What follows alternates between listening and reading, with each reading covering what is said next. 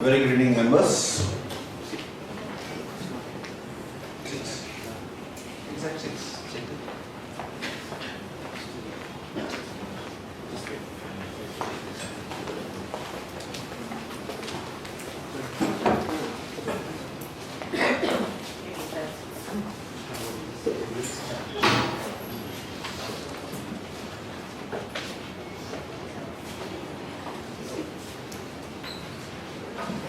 Very good evening, members. Welcome to the study circle program on MFN, Supreme Court ruling on MFN, settling in the budget. I request Vice Chairman Pramod Hardagre to escort the Speaker of the Day, CA Priya Narayanan, to the dais. And welcome her with the floor.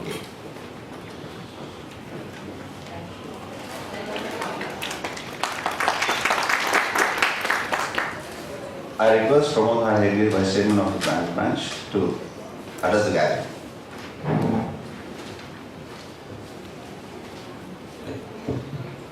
Good evening, members. I extend a warm welcome to all of you for the study circle meeting today. We have gathered here to explore the complex yet integrating topic, SC ruling on MFN, unsettled or settled. Our speaker today for the session is CA Priya Narayanan.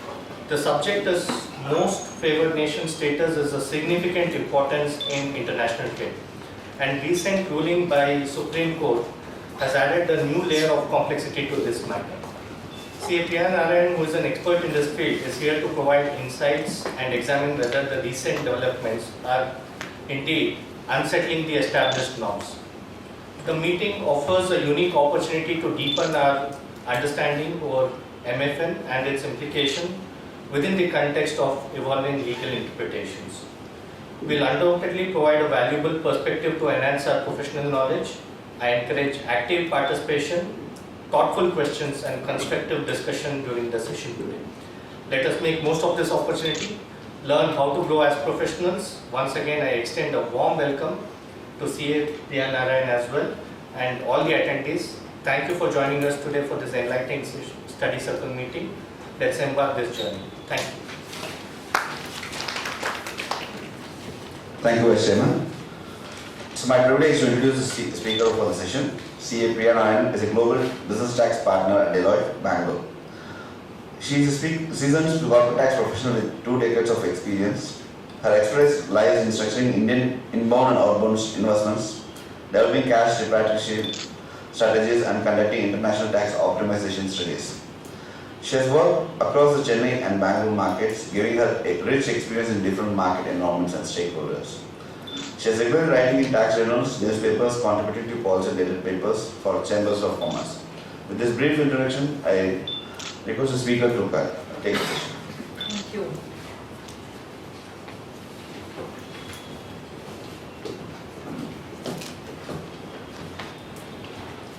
Thank you, Mr. Pramod. Thank you, Chandra Prakash, for the warm welcome and the introductions. It's always nostalgic when you come back to this building because 20 years ago when I started as an article, this was the place that we would come whether to write our Sunday test papers or go back and check the scores. At least I came from an era where the scores were available digitally, not put up on the board. But entering this building actually brings back lots of nostalgia. I must also admit that it's been 4 years since I actually came back and spoke on this dais because during the COVID, I think we did not have too many in-person sessions. And prior to that, it was a regular, is it echoing? No. Yeah, so prior to COVID, we used to come here regularly to, talk particularly on international tax as a topic. So thank you to the Institute Alma Mater to give us this opportunity to present, and all the members who have come here. Most of my team members are also here, and some of them have helped me in putting this up, so thank you for that. Today here we are talking about the Supreme Court ruling in the case of Nestle and a bunch of other cases. It's called, in the international tax context, it's called most favored nation clause. Let me just step back a bit, and there is a famous quote that Ronald Reagan, the US president, said, and it was about If you need more of something, you give subsidy, and if you need less of something, then you tax it. And how do you do it? Because what has happened in our economy also over the years is the same. After 90s, we liberalized, we wanted more investment, we wanted MNCs to come into India, invest in India. So we had a lot of favorable treaties, favorable investment positions, tax incentives being rolled out, because when you roll out tax incentives, it's attracting overseas investment, and with a population like ours, which is the biggest resource we have today, it's a big market, whether it is for setting up an in-house inbound GIC, or it is even for the market as such. Like, you want to establish a retail market, which bigger market can you get today than India? I mean, with the highest population ever in the world. So from that point of view, I think we offer a lot of advantage. So over the years, what has happened is the shift has diverted from attracting investments to actually telling overseas companies that you come here, set it up, but we also have a lot of advantages. So don't just look at us for the incentives. And from 2020 onwards, we have moved away from the profit-linked incentive scheme to a scheme where we offer incentives only when there is manufacturing, because we want to prioritize that. So that's where things have moved, and from that point of view, the tax has always been a concern from an international tax perspective in India, primarily because the overseas entities, when they set up operations here, they look for consistency in positions, consistency in rulings, and that's where this whole concept of are we unsettling what was settled came in, because up until the High Court, in most of these cases, except maybe in one or two stray AAR rulings, all of them were settled in a positive way in the favor of the taxpayer. So which means that so many courts have considered and looked at these rulings and said it is fine, this position is good. But then finally what happens is, October last week we have a ruling which really overturns all the positions that have been taken. That was the intent, that we put up this title also saying unsettling the settled. Now just 1 minute, I'm just changing the display over here.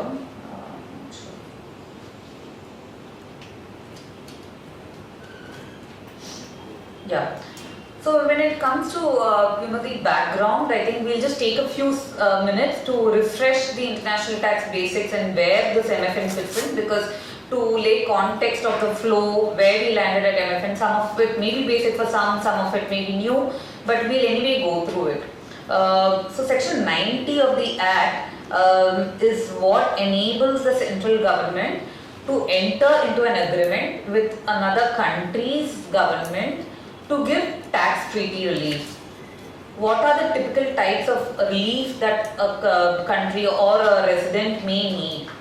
There could be a relief that in respect of the tax income that is getting taxed in both the jurisdiction.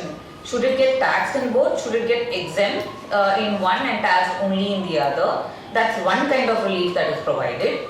The second kind of relief is in respect of avoiding the burden of tax, which is basically that if you have paid taxes in both, it was taxable, but you have paid taxes in both, can a credit be given to avoid the burden of tax in both the jurisdictions? So that's the other kind of relief. Even in credit, the alternate mechanism is to exempt it fully. So for example, India taxes an income, country B also taxes an income, and if the resident is a global resident here, the one way of doing it is to give credit for the taxes paid in that overseas jurisdiction in India. The other way of doing it is actually to exempt it fully in India. That is called the exemption method of giving relief. So this is the other way.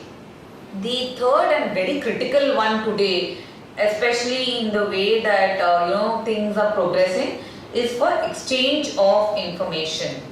This is a very critical element of any tax treaty. What happens is that when two countries enter into an agreement, they are also signing up saying, should there be an issue between two countries' taxpayers or countries' taxpayers, we have the right to ask the other government for information. For example, you have a subsidiary over here, you have a holding company in the UK. Now, under the exchange of information clause, under the tax treaty, what the Indian government can do is ask the taxpayers details, what they are not able to source from India, from the UK government, and then under this treaty the other government is expected to respect that and provide the information. So that is called as exchange of information. It can come in two forms, or rather it can be implemented in two forms. There is a clause within the treaty which allows this exchange of information, or you might have also seen the exchange of information agreements or the TI agreements that countries have entered into, which focuses only on this topic. That scope is larger, but that's not the topic. So we'll restrict to this. The other point is also for recovery of income tax. You have tax being enforced, but you don't have the probably you're not able to trace the taxpayer, or the taxpayer is not able to pay up. Then what happens is that for the recovery, then the governments can again exchange notes, exchange information, or reach out to the other government, and under the agreement they are expected to honor that and help country A actually recover the taxes of a person. So broadly, whether it's to avoid double taxation at the income level, whether it's to give credit, whether it's for exchange of information or for recovery of tax, these are the areas under which for which a DTA is entered into.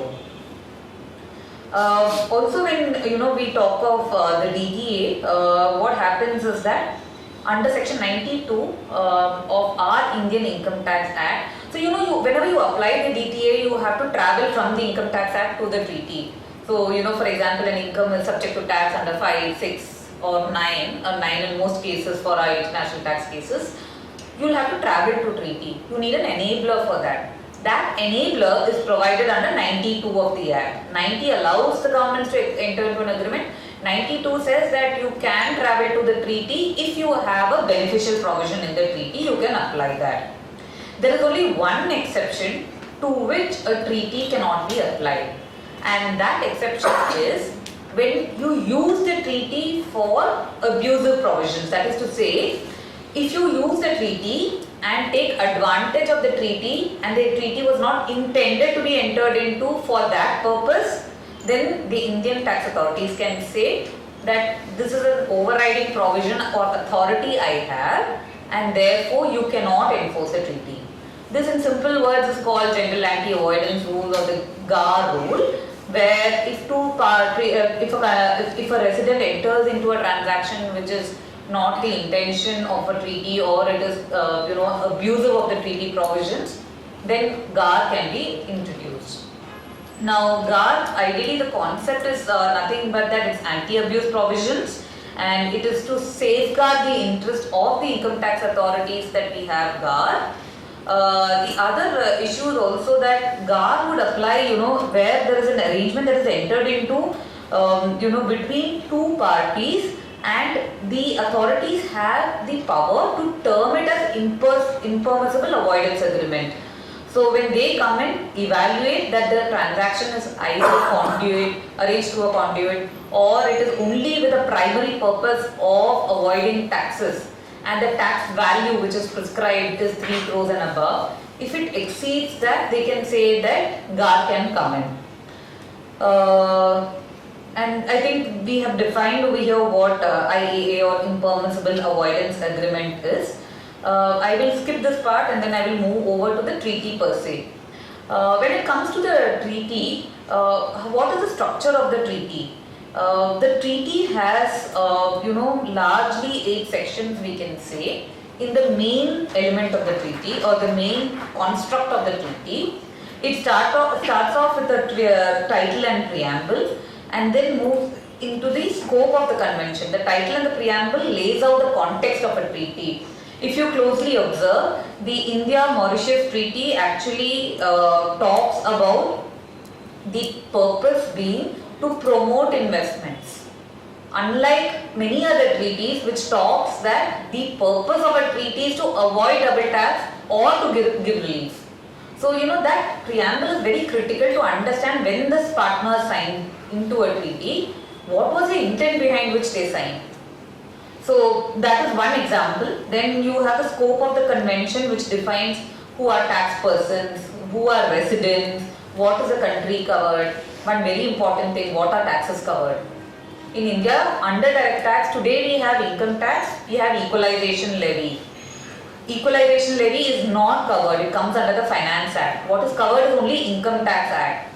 So the scope really defines what are taxes covered, and then if you look at also the the other country, similarly you will have probably an equivalent of income tax, and most of the others will be excluded. For example, Germany has a direct tax called as a turnover tax which applies on their turnover. That may not be included in the treaty because we are talking only of income tax. So scope is very important, because when you read and apply a treaty, it's absolutely important to apply every para before getting into a Article 10 or 11 or a 12. Because what is the scope, what is the intention at which they signed, am I following that intention? What is the scope, is my tax covered in it first of all? So that is the second thing. And one of the other famous examples is whether DDT was covered at all by the treaty. While DDT still comes under the Income Tax Act, it only talks of the income leviable under Income Tax Act, income tax leviable under the Act, and not about dividend distribution tax, because it's paid out by the resident in India. So the scope is very critical from that point of view. Definitions again covers the persons who are there, the residential status, all of this comes under the definition clause. For example, even the poem, tiebreaker, all that comes under the definition clause itself. Taxation of income, which is the most critical element, it splits into various. Very good evening, members. Exact 6. Check it.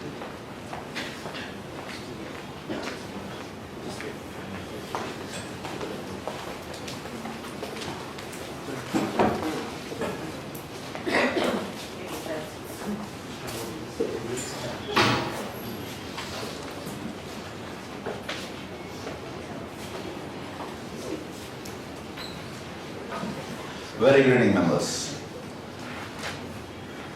Welcome to the study circle program on MFN, Supreme Court ruling on MFN, settling the budget. I request Vice Chairman Pramod Hardagre to escort the Speaker of the Day, CA Priya Narayanan, to the dais. And welcome her with the floor bouquet.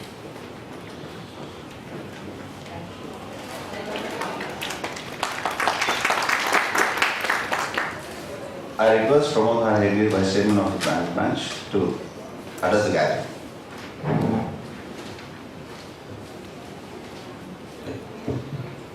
Good evening, members. I extend a warm welcome to all of you for this study circle meeting today. We've gathered here to explore the complex yet integrating topic, SC ruling on MFN, unsettled or settled. Our speaker today for the session is CA Priya Narayanan. The subject is most favored nation status is of significant importance in international trade, and recent ruling by Supreme Court has added a new layer of complexity to this matter. CA Priya Narayanan, who is an expert in this field, is here to provide insights and examine whether the recent developments are indeed unsettling the established norms. The meeting offers a unique opportunity to deepen our understanding over MFN and its implication within the context of evolving legal interpretations. We'll undoubtedly provide a valuable perspective to enhance our professional knowledge. I encourage active participation, thoughtful questions, and constructive discussion during the session today.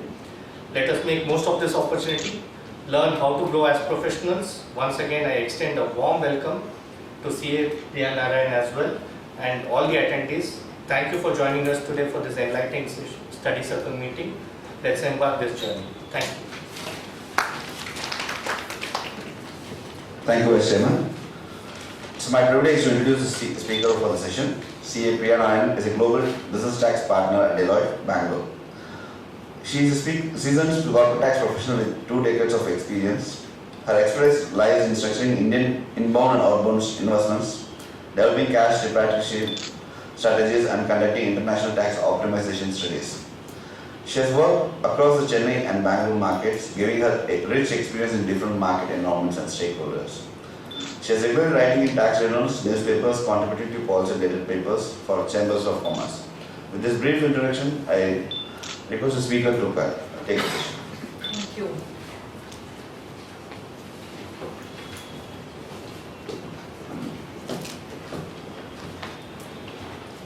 Thank you, Mr. Pramod. Thank you, Chandra Prakash, for the warm welcome and the introductions. It's always nostalgic when you come back to this building because 20 years ago when I started as an article, this was the place that we would come whether to write our Sunday test papers or go back and check the scores. At least I came from an era where the scores were available digitally, not put up on the board.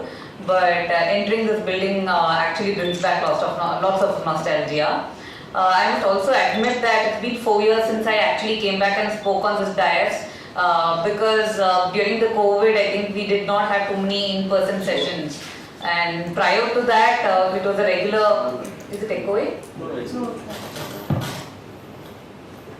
Yeah, so prior to COVID, we used to come here regularly to talk particularly on international tax as a topic.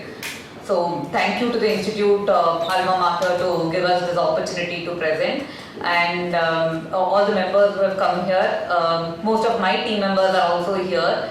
So and some of them have helped me in putting this up. So thank you for that. Today here we are talking about the Supreme Court ruling in the case of Nestle and a bunch of other cases. It's called, in the international tax context, it's called Most Favored Nation Clause. Let me just step back a bit, and there is a famous quote that Ronald Reagan, the US president, said, and it was about if you need more of something, you give subsidy, and if you need less of something, then you tax it. And how do you do it? Because what has happened in our economy also over the years is the same. After 90s, we liberalized, we wanted more investment, we wanted MNCs to come into India, invest in India. So we had a lot of favorable treaties, favorable investment positions, tax incentives being rolled out, because when you roll out tax incentives, it's attracting overseas investment, and with a population like ours, which is the biggest resource we have today, it's a big market, whether it is for setting up an in-house inbound GIC or it is even for the market as such. Like you want to establish a retail market. Which bigger market can you get today than India? I mean, with the highest population ever in the world. So from that point of view, I think we offer a lot of advantage. So over the years, what has happened is the shift has diverted from attracting investments to actually telling overseas companies that you come here, set it up, but we also have a lot of advantages. So don't just look at us for the incentives. And from 2020 onwards, we have moved away from the profit-linked incentive scheme to a scheme where we offer incentives only when there is manufacturing, because we want to prioritize that. So that's where things have moved, and from that point of view, the tax has always been a concern from an international tax perspective in India, primarily because the overseas entities, when they set up operations here, they look for consistency in positions, consistency in rulings, and that's where this whole concept of are we unsettling what was settled came in, because up until the High Court, in most of these cases, except maybe in one or two stray AAR rulings, all of them were settled in a positive way in the favor of the taxpayer. So which means that so many courts have considered and looked at these rulings and said it is fine, this position is good.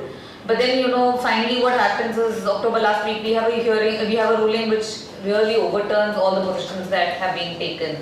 That was the intent that we put up this title also, saying unsettling the settled.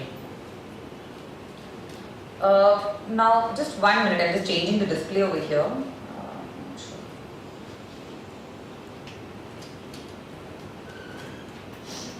Yeah. So when it comes to the background, I think we'll just take a few minutes to refresh the international tax basics and where this MFN fits in, because to lay context of the flow, where we landed at MFN, some of it may be basic for some of it may be new, but we'll anyway go through it. So section 90 of the Act is what enables the central government to enter into an agreement with another country's government to give tax treaty relief. What are the typical types of relief that a country or a resident may need?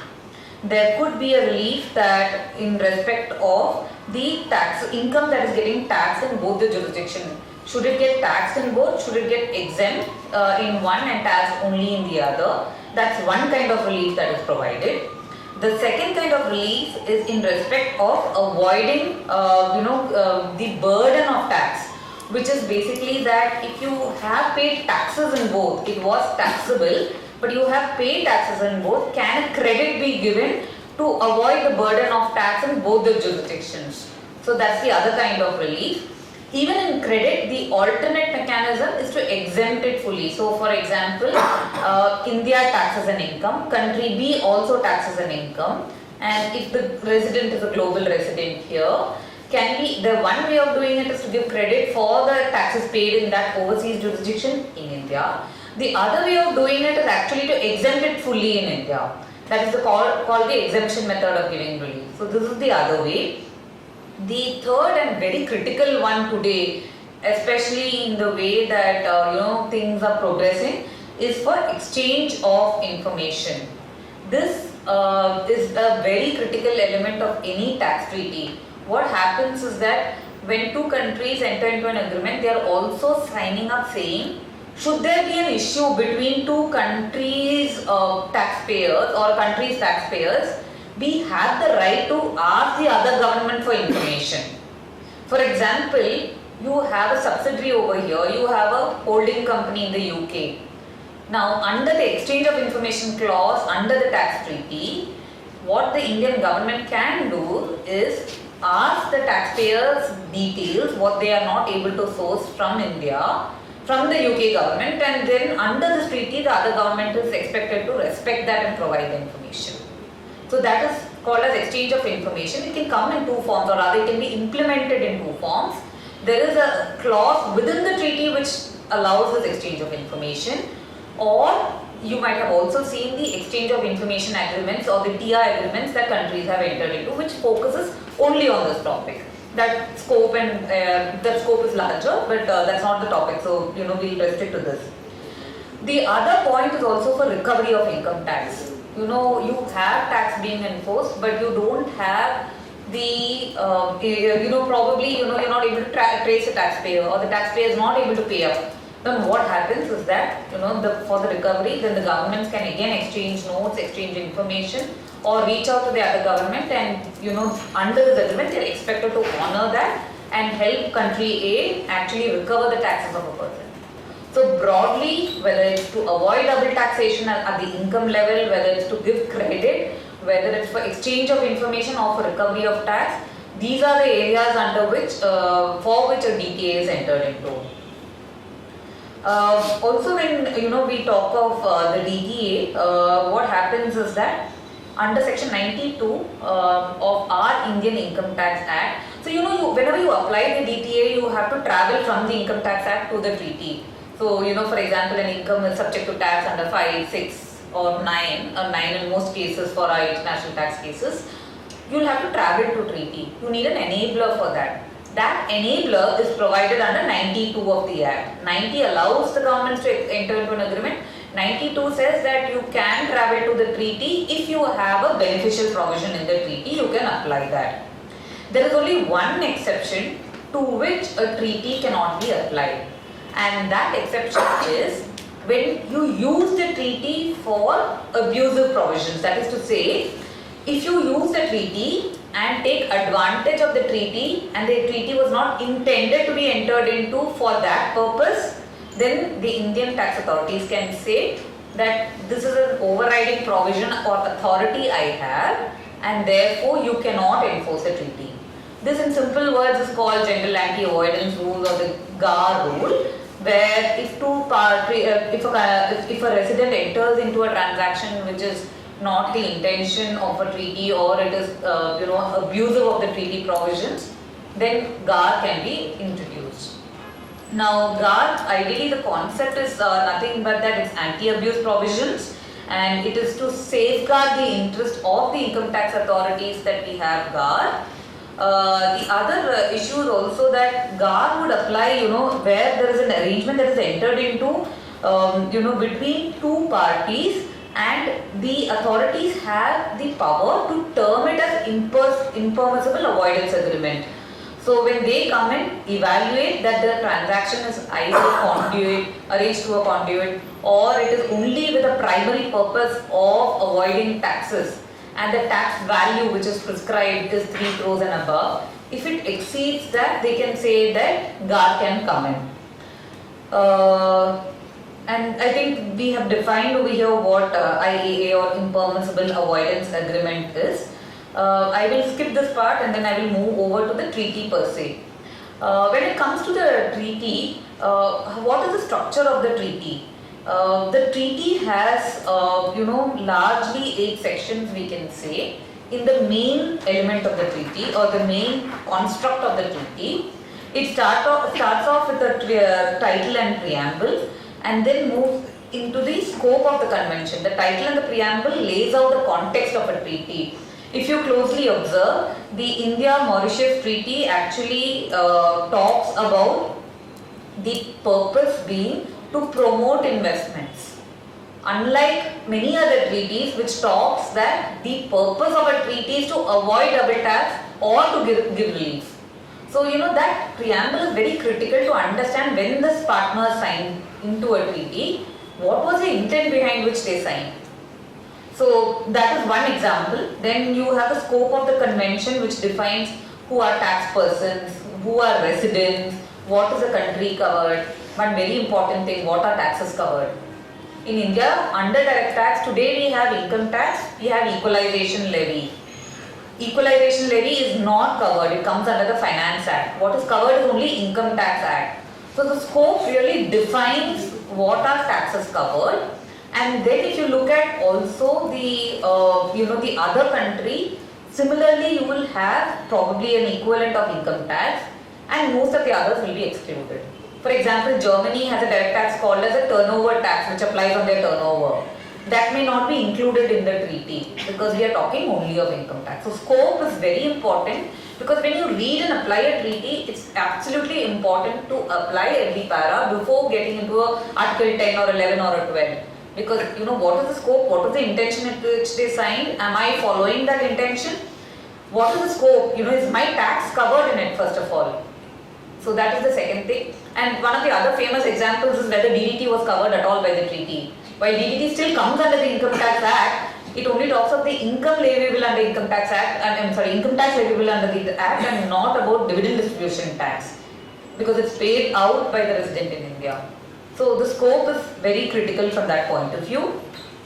Definitions again covers the persons who are there, the residential status, all of this comes under the definition clause. For example, even the poem, tiebreaker, all that comes under the definition clause itself. Taxation of income, which is the most critical element. It splits into various classes of income. In fact, I think even in the institute earlier we used to do this article by article analysis and I have covered a couple of articles too. Article I think 16 and 22 or something. So the intent of each article, what is the genesis, why did it come, what are the peculiar scenarios in which the countries have had treaties.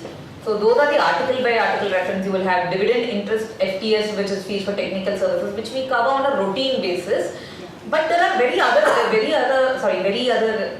many other interesting articles also. For example, shipping income, air transport income, directors' fees, independent personal services. When a person from overseas comes into India, stays, provides consulting services and goes. Dependent personal services. For example, a person is employed with an overseas entity, comes into India for a short duration, goes back. So all of those, each article has separate application. Also, when you talk of the scope, one other important aspect which I just missed mentioning was with regard to the applicability of the treaty itself. Many a times, we blindly directly apply the treaty on the income clause without looking at whether the other person is actually eligible for the treaty benefit. A very simple example is US LLC. When you are looking at a transaction where a payment is made to a US LLC, the question is that under the US law, LLC could also be a transparent structure. It need not be a corporate structure, which therefore means that if they are not a tax-paying entity in the overseas country, are they eligible for the treaty benefits? Are they allowed to enter the treaty? So that's a very, very specific, examination required. So, if you have a very simple partnership on the other side, LLC on the other side, it's very critical to evaluate whether they are eligible. Another one that I have dealt with was the other entity is entity that is engaged in engaged in technical research, but it does not pay taxes because of the unique nature of technical research it provides. Therefore, again, I am not a taxable entity in the other country. So how do I take the treaty benefits without being a taxable entity, and how whether the other government will issue TRC, or even if they issue the TRC, am I satisfying the benefit of I am liable to tax in the overseas country to apply the treaty? So all of that gets covered in these parts of the treaty. Moving on, taxation of capital, largely dealing with capital gains, real estate income, when you have immovable property. These are the elements. Elimination of double taxation, we discussed it briefly about the credit methods, exemption methods, and we can definitely have a whole session around that, because the availability of credits is a big issue, and especially in the jurisdiction that we are in, Bangalore, many of the GICs, non-US, will have deduction of taxes from the overseas entity when they remit the money to India. So if Indian entity is providing services to country A, B, C, D, maybe B, C and E actually deduct when they remit their charges into India. So that we take as a tax credit when we file a return of the Indian entity.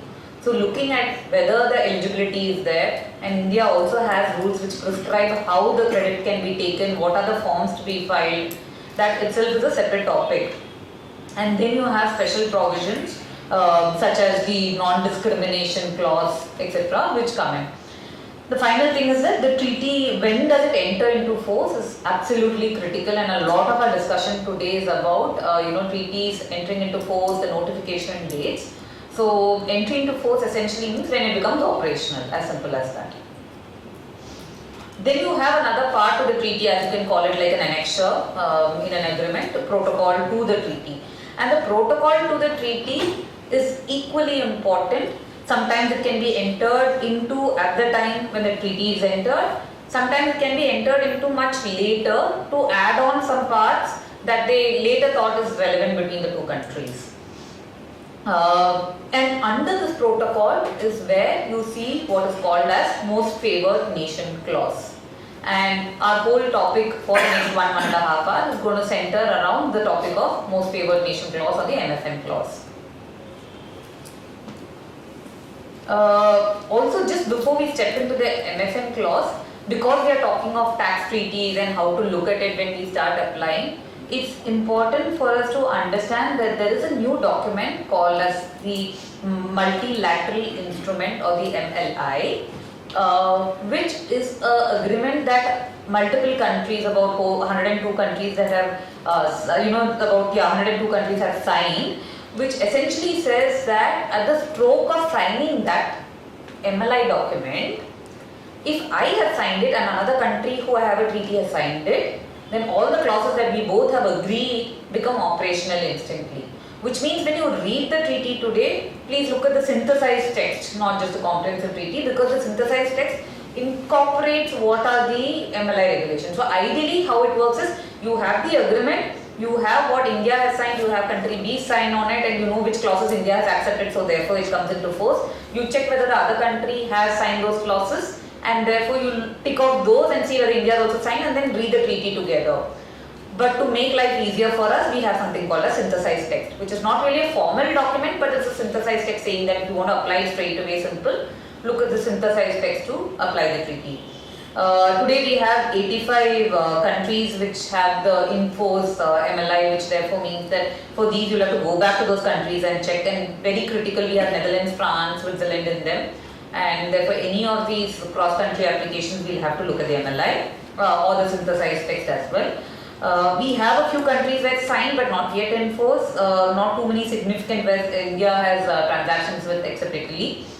And then not applicable, this list is most famous for US, because today US has not yet signed the MLI and is therefore not applicable. So we have to be conscious of the fact when we talk of the international tax concepts that US does not have one, and we are the ones who have it, and therefore there's no MLI over here. Coming back to the MFN clause and the history behind why MFN clause was brought about. I understand the first MFN clause in a treaty was first introduced in 1778 in a treaty that United States had with France. So it's not today, yesterday, it's probably 200 years old. That means that the intent of what they signed, why they signed, and what we are using today is like, this gap of 200 years, and we are trying to use that same law today. The second thing is that it is also a concept that is used for trade policy arrangement. So typically the MFN finds its place, for example, in interest, dividends, royalty, fees for technical services. These are absolute critical clauses when it comes to two countries signing up and understanding how their trade procedures should be conducted for these transactions. Therefore, the intent of MFN was to encourage trade policy. The most important part of MFN, and I think this is one area that we want to touch upon later as well, is that it is a kind of a non-discrimination clause. In a treaty, you have non-discrimination as a separate clause which comes towards the end, and what a non-discrimination clause typically says is that if there are two treaty partners and if in any circumstance a domestic taxpayer has a better advantage than an overseas taxpayer over something, then the overseas taxpayer should be given equal rights.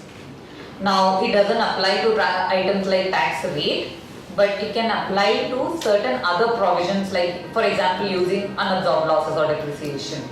The non-discrimination can be invoked, that if somebody has a better advantage, then you can invoke non-discrimination and come back and say, give me the benefits as if I were a domestic taxpayer. Now, with that context, if you read MFN, it says that where there is MFN, it's actually non-discriminatory, which means that if India and country A enter into an agreement and the protocol provides for a most favored nation clause, then if India and country B enter into a treaty which is more favorable, country A is already protecting its stand by saying that tomorrow if you enter into a better agreement with somebody else in terms of rate or scope, ensure that you give me that advantage. So you are actually ensuring that there is no discrimination between applicability of treaty rights to taxpayer coming from country A or country B, and that has been signed upon even ahead of country B coming in. Now that is one of the most critical elements as to understanding the intent that this is why this came in, and probably this is not something that has been touched upon in a significant way in the Supreme Court ruling as well, as to why a non-discrimination argument was not taken up. I think we are here. Now the next one. So what is a most favored nation clause? You basically have a most favored nation clause under a bilateral treaty, that is a treaty between two countries, primarily with the objective to ensure that there is no double taxation of any income through mutual sharing of or forgo of their taxation rights, which means that you don't want somebody to forgo their tax rights, and therefore you need to ensure that rights of a taxpayer are protected, for which you need the most favored nation clause. Also, the way most favored nation clause is structured can be different with different parties because it's a mutually negotiated deal. Now, if you also look at the question I think which centers today, which is what we've highlighted in the green box, is that when you have an MFN in a treaty, does it become automatically applicable versus does it have to come into force only by way of a notification? If there's an MFN between India and a country A, then can that be introduced immediately versus should that be enforced only through a notification? Anything so far? I'll just take a pause here.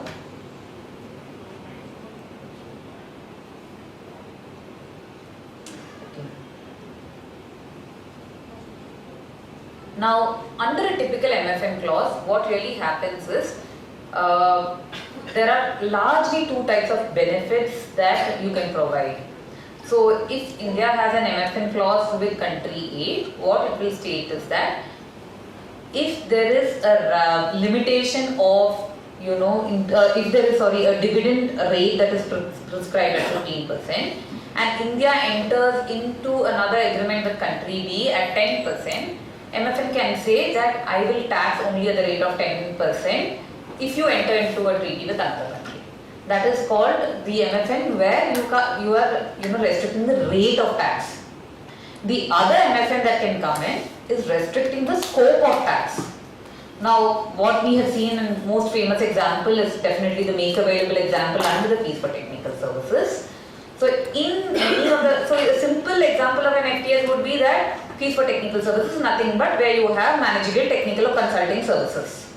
Whereas, a slightly more expanded definition can mean such services make available technology, know-how or any such item to the other recipient, which means that it's an irrevocable transfer in the sense that you've transferred your knowledge, the other person can apply it now and use it in their business, and if they need to use it again, they need not come back to the first person. So I train somebody, for example, in US, and under the India-US FTS clause, we have a make available clause, which means that they are able to perform those services on their own without my help in the future. And therefore, that is called as a make available FTS clause. I have rendered services. It could be technical in nature, and I have rendered in such a way that they don't have to come back to me. I have now transferred the knowledge itself, which means that future application they can do on their own, and that is the make available FTS clause. And in that circumstance, coming back to MFN, what happens is that if I have it with US and if another country has an MFN, it was prior dated and both OECD members, I'm just giving a very hypothetical example, then the country which does not have make available but has an MFN in their treaty can come back and apply the MFN benefit from another treaty. Now the question is that how do I apply, which should be first, which should be second, and that's where the whole ruling comes into play. So I think we have illustrated this in a formula method so that it's a little easier to relate to. And what we are saying is that if there is a treaty between country A and country B and that contains the MFN clause, then India enters, or country A enters into another treaty with country C, and that has beneficial, say, rate or scope. And what we can do is that by comparing both the treaties in a very plain, simple, vanilla example, you can import the better definition which is there in country C into country A automatically. That is the understanding that was there so far, that you can automatically import, and that is the whole application of MFN. Now typically this is given only in OECD country examples and not non-OECD countries.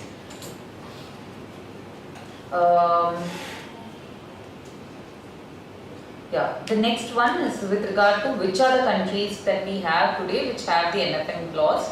We have the example of Belgium, Finland, France, Netherlands, Spain, Switzerland, United Kingdom, Philippines, Luxembourg, Saudi Arabia, Hungary, Sweden, Nepal, which have MFN clause. And I think also in UK and Saudi Arabia, there is a slight difference that it comes under Article 7 of under business profits. And as for the other countries, the MFN applies largely for passive income such as dividend, royalty and fees.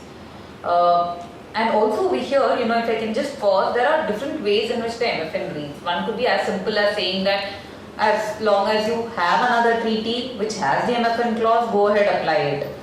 There could be another treaty which says that, as far as rate is concerned, go ahead, apply it. As far as scope is concerned, India should further negotiate and agree on what the scope should be.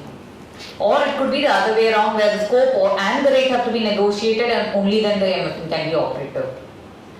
So this is largely the background around MFN, and I think, I'm not sure if this is visible, is it readable? I'll just read out one, for the sake of, is it, legible? Not much, okay. So in respect of Article 10 dividends, 11 interest and 12 royalty and FTS, if under any convention, agreement or protocol between India and a third state which is a member of the OECD, India limits its taxation of at source on dividend, interest, royalties or fees for technical services to a rate lower or a scope restricted than the rate or scope provided in this convention on that said item of income, the same rate or scope as provided for in the convention, agreement or protocol on the said items of income shall apply under this convention. And we are talking here of the India-Sweden treaty as an example.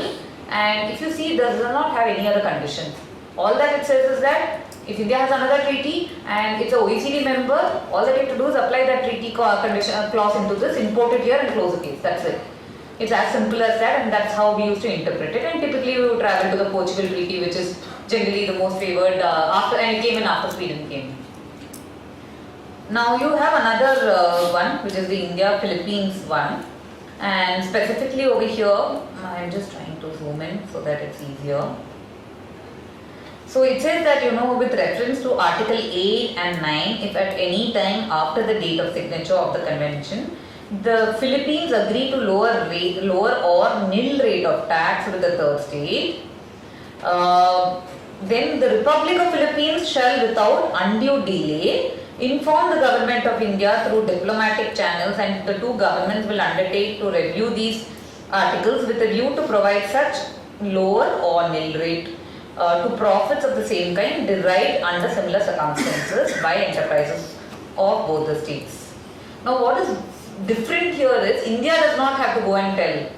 And you see the interplay between the countries and the positioning of the two countries when they enter into a negotiation, even between developed countries, between a developed country or between developing countries, the negotiation path, who has better, who has an investment path better, and who's going to draw investments into the other country better is very clear from this.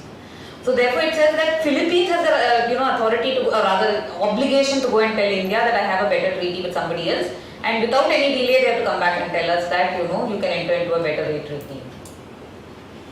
So these were a couple of examples. Switzerland is another one that generally comes up. Now, what has been the controversy? What is the matter of litigation? I think there are two, three issues that hover around this whole topic. The first one being, while the tax department view is that the MFN is not auto-applicable. That is, just because there is a clause in the protocol, I will not allow you to apply it. I will still want India to notify it, and only then will I apply.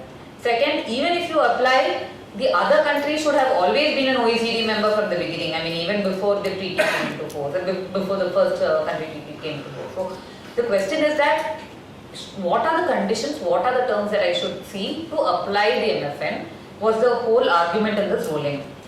And what we are aimed to cover is these issues that have been covered. Let's actually look at, 2 or 3 examples in this case, and then look at it. If you look at this, whole Supreme Court ruling at large, there are broadly 2 buckets that you can categorize into. The first bucket is that of the dividend bucket, and the second bucket is that of the fees for technical services bucket. Now, in the fees for technical services bucket, there have been a couple of rulings. One of them in the case of Steria, and this was in the case, that travelled up from the Delhi High Court. Earlier, Steria, the company had applied for an AR, had got a negative ruling at the AR, and then went to the Delhi High Court.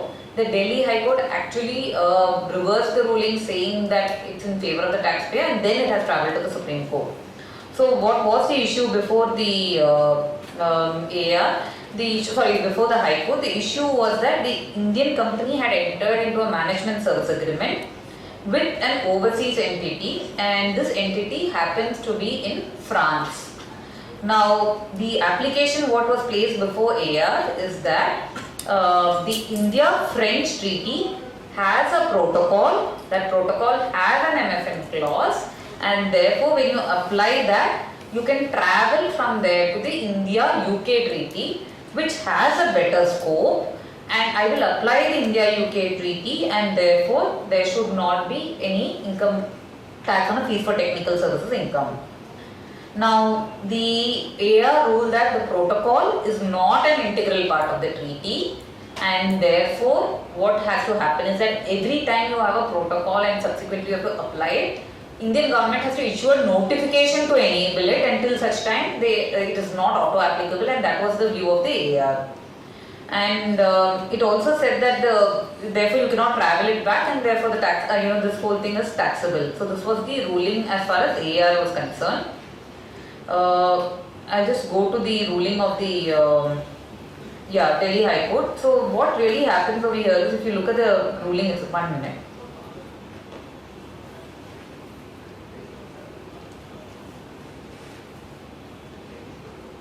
Yeah, so what happens over here is, if you look at the definition of fees for technical services, and which is what we were talking of earlier, it says that the term fees for technical services as used in this article means payments of any kind to any person other than payments to an employee of the person making the payments, and to any individual for independent personal services mentioned in Article 15 in consideration for service of a managerial, technical or consulting nature.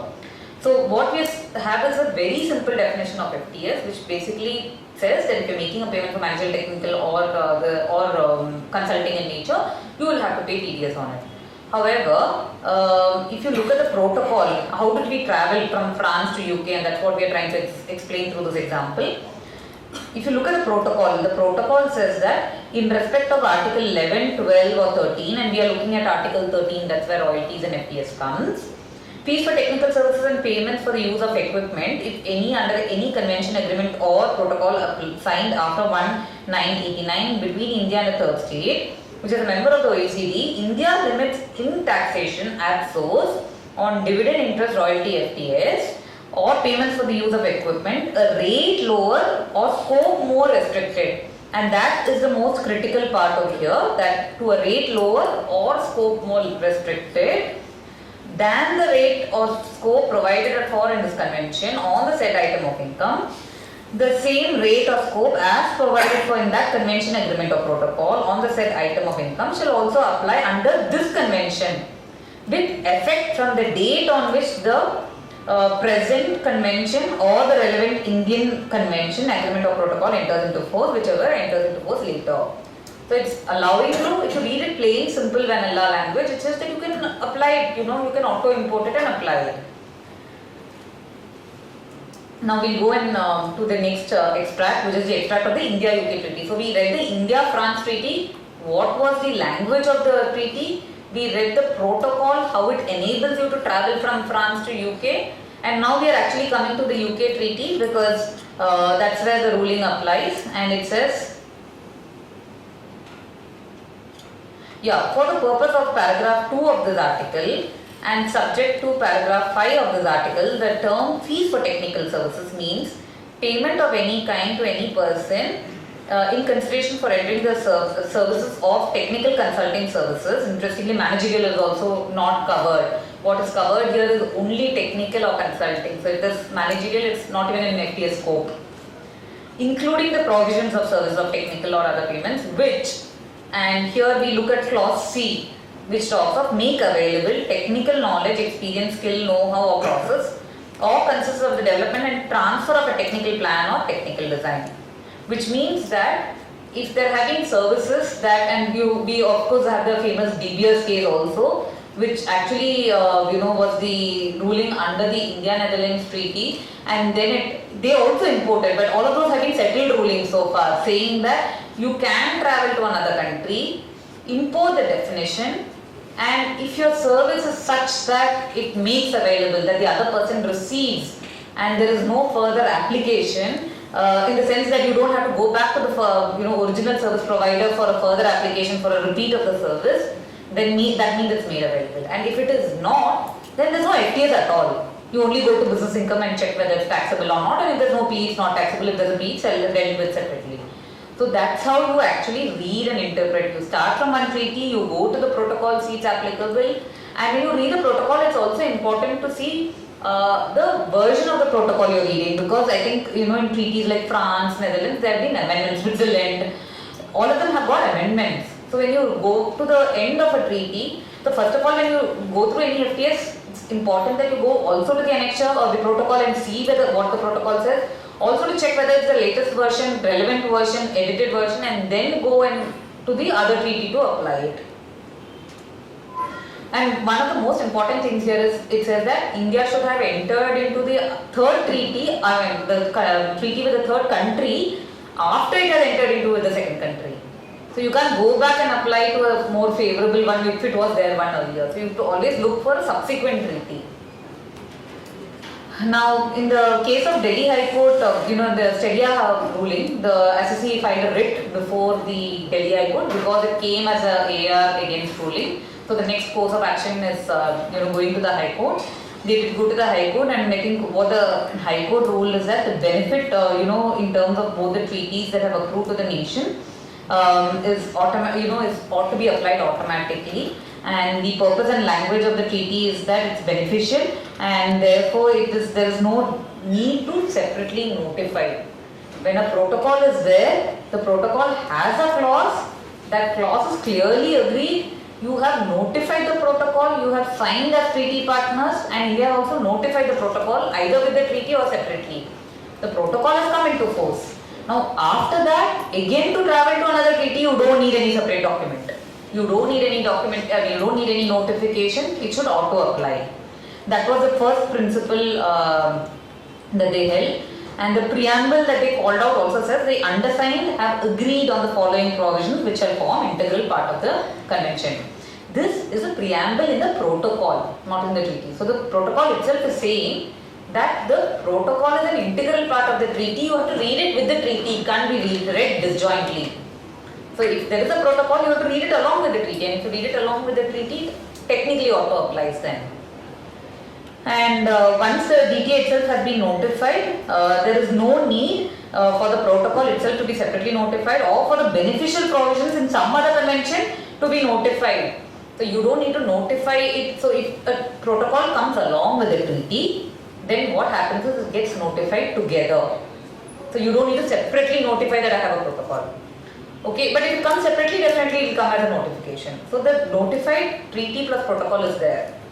Now when you have to apply a benefit, you don't really, or you have to travel to another country, you don't have to come out with another notification. This can be auto applied. That was the ruling of the Delhi High Court in the case of Stedia.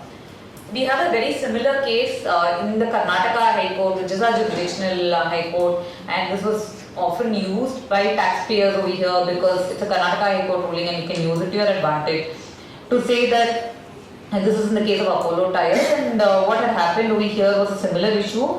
There was an FTS issue, and the SSC had made payments to non-residents without deducting tax because the Indian entity had applied the MFN clause in India, Netherlands, and travelled to India, Finland. So they imported the India, Finland clauses into India, Netherlands, and said that there is no withholding that applies. What the tax officer said that you can't do this because again separate notification required, and therefore in the absence of a separate notification I will not grant the benefit. What happened was that they filed there was a CIT international tax, and there was a AR that they relied on the department of Stedia ruling, and then finally travelled to the High Court. The High Court has ruled in favour, saying that again protocol is integral part and it auto applies. I'm stopping there as far as this case is concerned. That it's an automatic application and there is no separate notification required. And they of course relied on the Delhi High Court in the case of Stedia. Now, what happens in another bunch of cases?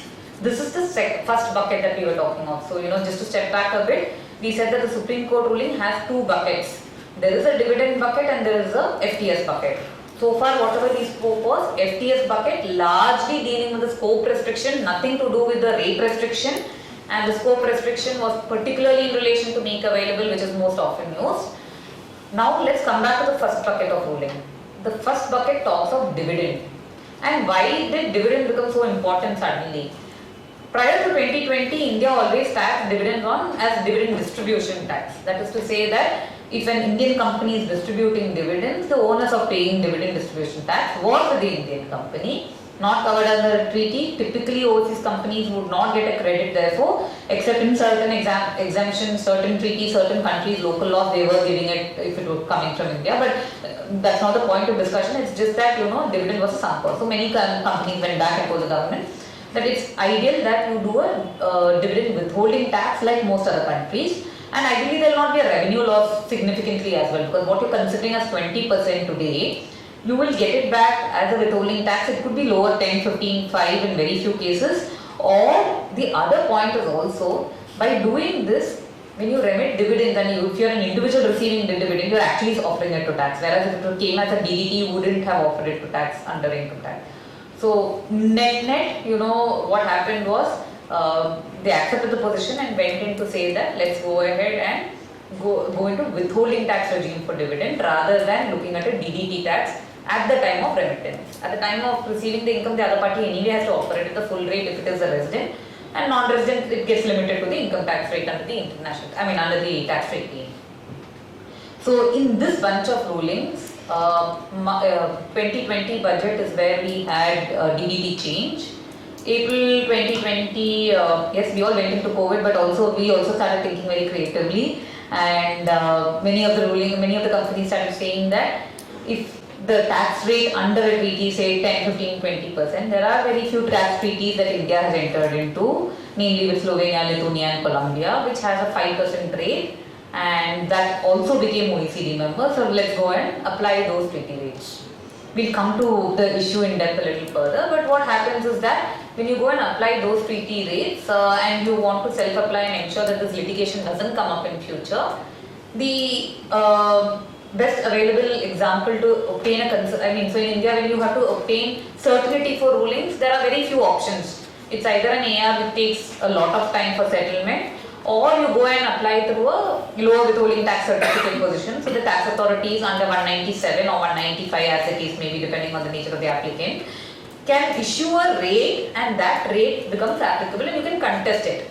So as far as the overseas entity is concerned, when they have applied, because in these cases if you see it is Concentrates Netherlands and Optum Global Solutions Netherlands which have applied under the India-Netherlands Treaty to the income tax officer in India, and they have said that this I need a lower rate of tax, which is 5% applying either Slovenia, Lithuania, Colombia treaties. Of course, the tax officer at the lower level may not be in a position to immediately rule on this, and they have rejected it and said that you cannot apply the treaty. Typically, when you have an LDC rejection, because it's in a way blessed by the Commissioner of Income Tax, there are very few reports available. You can't go to the CIT appeals because the Commissioner is already blessed, and they are peers. The Commissioner under the TDS circle and the Commissioner under the appeal circle are peers. So you can't really contest a order that's coming with the Commissioner of Appeals. There is a course which is 263, 264, but practically it doesn't work because again the Commissioner has already blessed it. So the only practical option available for an LDC rejection is to go to the High Court on a writ. So consciously it looks like these companies have applied, and they probably have gone to the High Court, assuming that it's a faster resolution process than having to wait through the channel of litigation to have a settlement after many years. And if there's an extra interest or penalty leakage, it could be a significant amount. Therefore, they have, maybe when there's an LDC already available, you would have deposited the tax but gone ahead and contested it with the High Court. So that's where it came to the High Court. And the India-Netherlands Treaty provides for a 10% tax rate for dividends, which means the Indian entity should have ideally withheld 10% withholding tax. But the SSC, what they did was they applied to the officer saying that I will apply the MFN under Slovenia, Lithuania and Colombia and take the rate of 5%. And therefore, I will save 5% of income tax when I remit the tax. This is the advantage that they saw. At the moment, we are not dealing with how Netherlands treats that income. Likely that it is this, 5% differential is a cash saving plus a tax rate, effective tax rate saving, because otherwise there's no point applying, because if Netherlands is going to tax it at a 10% or a higher rate, then you might as well pay 10% here and claim credit over there. Now, just the key timelines, if you see, 2005, just zoom this in so that it's easier also. 2005, there is a notification of India-Slovenia treaty, which means India has entered into a treaty with Slovenia. I think the treaty was entered in 2003, 2005 it came into force, that's the exact date, but for the time being we say 2005 there is a notification notifying this treaty. 2010 Slovenia becomes OECD member. So when they originally entered into the treaty, India and Slovenia was not an OECD member, and we allowed them to take a 5% treaty advantage, and maybe at that time we had DDT and it didn't even matter what rate was there over there for dividend. Now the second thing is that if you look at 2012, Netherlands issues a unilateral decree, which at that time, maybe even in retrospect, it didn't matter to us, because at that time we were still under the DDT regime. So therefore what happens is that Netherlands issues a decree, which is an executive decree issued by the executive under the domestic law, which is not a, I'll come to that later, but yeah, it's an executive decree issue which says that you can apply India-Slovenia treaty benefits into the, India-Slovenia treaty benefits into India-Netherlands treaty. So they issue one unilateral decree, and then after that in 2021 is where we have this ruling in the case of concentrics where the Delhi High Court upholds that the MFN can be imported. It doesn't matter which treaty you imported from, in the sense that as long as they are OECD members and there is a treaty that is subsequently entered, you can take the benefit. And they also say that India does not have to notify it separately. And the fact that Netherlands notified is a part of the executive, not a part of the legislative, and therefore it's okay. 2021-22, what happened was, after Concentrix ruling, a series of other ruling, including Nestle, Perfetti, all of them came in, similar India-Netherlands treaty, and all of them applied the same. Either they would apply Slovenia, Lithuania, Colombia, all of them had the same advantage. And none of these, Slovenia, Lithuania or Colombia, when India entered into the treaty, they were not OECD members. They became OECD members most of the time 2, 3, 5 years later. Now in 2022, the Indian CBDT, which is the Department of Direct Taxes, issued a notification, clarifying that in order to claim treaty benefits, the third country should have always been a member from the beginning. So it is not a dynamic approach that you apply in interpreting, but a constant approach. That means you go back to that original date and check whether they were treaty members. If they are not, don't give the benefit. That was what the circular said.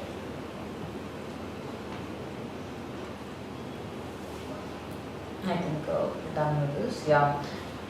Now the key issues was in case of the Delhi High Court ruling, and it's very important that we analyze it separately also, because the FTA's ruling is again being reviewed under the review petition. Therefore the dividend issue can be dealt with separately and the FTA's issue can come in separately. Whether the protocol, which incorporates principle of parity between India, Netherlands and tax treaties executed thereafter, form integral part of treaty, and therefore no separate notification is required as far as applicability of treaty provisions are considered.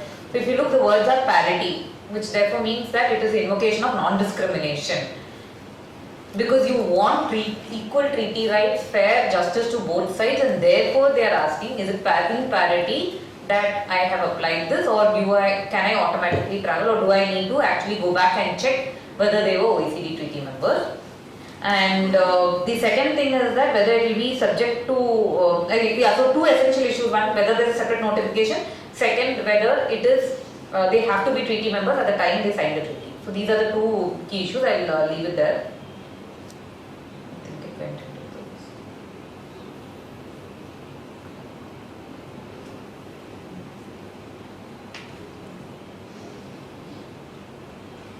Smooth, yeah. So the principal arguments that they raised were that by virtue of clause 4 of any protocol, the argument that was raised was that it is an auto application. As long as there is a clause, we read the clause a few minutes ago, saying that as long as there is a treaty, as long as the clause allows restricted scope and restricted rate, you can travel back. As long as that is there, it's auto application. Where does the protocol say that you have to have a separate notification? Where does the protocol say that you have to actually negotiate further? I mean, unlike a Swiss treaty, which still has it for a restricted use now, but there is a separate mention that you have to negotiate. We read it in the Philippines treaty too. But most of the other treaties says you can automatically travel back and get the advantage. Therefore, the key contention was that it's automatic application, and protocol, if it forms integral part of the treaty, then you ought to apply it. Why are you saying that you need one more notification over it to actually go back?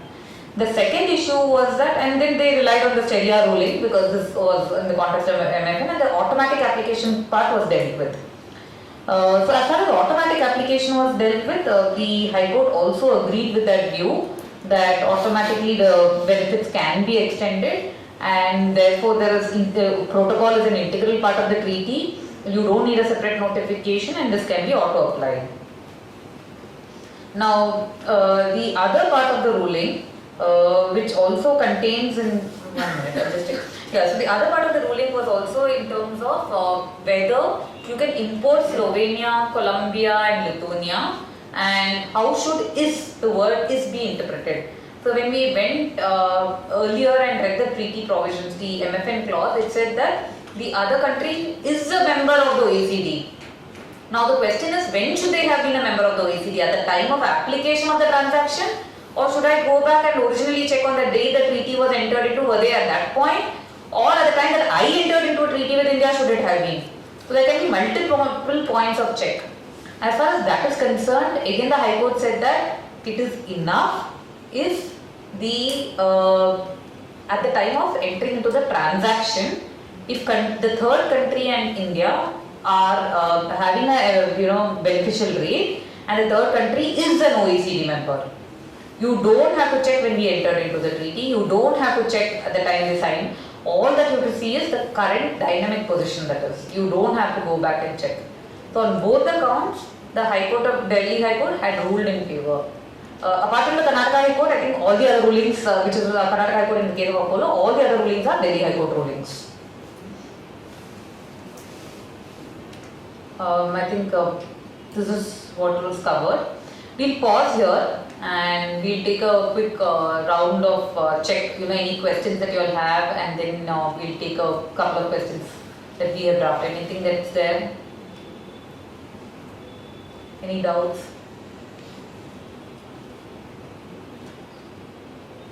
Sure. So the first question that we have for the audience is, does India-Switzerland DTA entail the most favored nation clause? Does it have the most favored nation clause or not?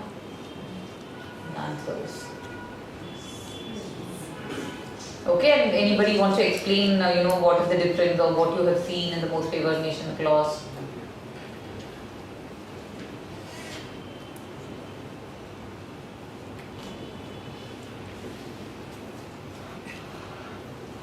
Yes, India does have a most favored nation clause with Switzerland, and the most important thing is it underwent an amendment, and therefore in 2011 when they re-notified the new MFN, a lot of debate discussion was around that. Any points around what was there earlier, what was there now, what is there now? So if you look at the earlier provisions, the MFN provided that if there is a better rate or scope in another country using that MFN, India without any undue delay should immediately enter into negotiation with Switzerland and notify a new rate or scope for FTA royalty difference. However, this amendment subsequently what comes in says that for rate there is no need to negotiate, for scope there is a need to negotiate, and this becomes one of the principal arguments that we have before the Supreme Court. Because if they have amended it and consciously said that for rate you have to negotiate and for scope you don't, then isn't rate auto applicable? Then again after that what notification is required? Because scope you are saying that you have to negotiate. Then isn't that the way you interpret it? So yes, the answer is that yes, there is a most favored nation clause. We'll move on. I think we'll talk about the CBDT circular dated 3rd February of 2022, and the CBDT panicked and they realized that the high courts are giving a lot of rulings which are in their favor, which are in the favor of the taxpayer, and they needed to bring in some control over the issue to say that yes, I'm also listening, I'm also here. And they came out with a circular which is 3/2022, and they laid down 4 conditions. Only if you satisfy the conditions did they say that you can actually apply the MFN. Now interestingly, the position always has been CBDT is executive, and therefore it is only binding on the taxpayer, the circular. Unless it's a beneficial circular, the taxpayer can take it. But if it is not, then it is always that it is binding on the tax authority, not on the taxpayer. So given this, the 4 conditions that they laid down was the second treaty with the third state is entered into after the signature, entry into force of the first treaty between source state and the other state. Which means that they are saying that if today you have a treaty between India and country A and it has MFN, when you apply country B's MFN, the country B's treaty itself should have been notified later. It can't be prior to India and country A, because when India and country A are negotiated mutually, they would have considered if it was already there. That means only subsequently what comes you should consider. Second is the second treaty is entered into between India and third state, which is a member of the OECD at the time of signing it, and this is the most critical part. We are saying that country B, whatever we are talking, you have a subsequent treaty that India has entered into, you apply it, but country B should have been an OECD member when they signed the treaty with India. So in our Slovenia example, 2005 they signed the treaty with India, they are not OECD members. 2010 they become OECD members, and then we start retrospectively applying that treaty. It doesn't work that way. That is the CBDT view. The third one is India limits its taxing right in second treaty in relation to rate or scope of taxation in respect of relevant items. That's a straightforward. That is the MFN clause, saying that the MFN should be the MFN, which is the rate restriction or the scope restriction, should be there in that other treaty, and that's of course why we apply. And then the last thing, which is again the item of discussion. So that says a separate notification is issued under section 90 of the Act to enable import of beneficial provisions by virtue of the MFN clause. So issue number 2, issue number 4 are most critical. Issue number 4 is again that I need a separate notification, and that notification is the only one that will enable me to pull what is there in a new treaty into this. Not just that the first treaty and the second treaty are notified. Even there should be a notification on top of it to be able to pull from here to there. And the second one is with regard to whether they were OECD member or not. So this was the CBDT ruling. Now we come to the ruling that was issued on October 19, 2023. It was issued by 2 Supreme Court judges, one who retired, Ravindra Bhatt, the other being, and Ravindra Bhatt happens to hail from Karnataka, and the second being Dipankar Datta. In fact, Ravindra Bhatt, I understand, has retired right after that, I think the next day. So I think we've gone over this multiple times, largely 2 issues, whether OECD membership is required at the time of signing treaty, and second is whether a notification is separately required. And before getting into the intricacies of the judgment, it is also important to lay out the broad issues and also to understand what are the questions that we have. Is this visible or should I zoom in? This? So if you look at the dates that are relevant here, so again we are talking of 2 buckets. We are talking of the bucket around dividend, and the dividend bucket has India and Netherlands under consideration. So we need to know the treaty dates for India, Netherlands, and when Netherlands issued decrees. And we are also talking of Steria ruling, which is India, France. Therefore we need to know the dates over there, and we also need to know India-Switzerland treaty, because that's the other party which was there for FTS, so which is Nestle. So therefore these are the 3 entities we are talking of: Concentrix Optem, Steria, France, and then you have Nestle for Switzerland treaty application. So 1989 is when India and Netherlands entered into a treaty, and dividend taxation has been prescribed at 10% in the source state of income, and the DTA has an MFN clause. 2005, India and Slovenia entered into a treaty, and OECD was not a member of, Slovenia was not a member of OECD. 2010, they become a member of the OECD. 2012, Netherlands issues a decree, and what is a decree? A decree is an executive order that is issued. Now, when we look at CBDT notifications, that's also the executive that's issuing. You have the legislative, you have the judiciary, and you have the executive in any of the constitutional methods. So here what we are seeing is that the unilateral executive decree has been issued by the Dutch government notifying 5% rate of India Netherlands can be borrowed from India Slovenia. Now it's very interesting to see that how this pans out, because at that point in time India never had withholding tax rate, and India may not have even thought it's relevant to issue because it never applied, it was only a DDT rate. But they have gone ahead and issued an executive decree. In 2020 we have the rulings which came up before the High Court and which were all favourable. 2022 we had the CBDT circular 3/2022, and 2023 we have the verdict of the Supreme Court. So this is the timeline chart of what we have seen so far.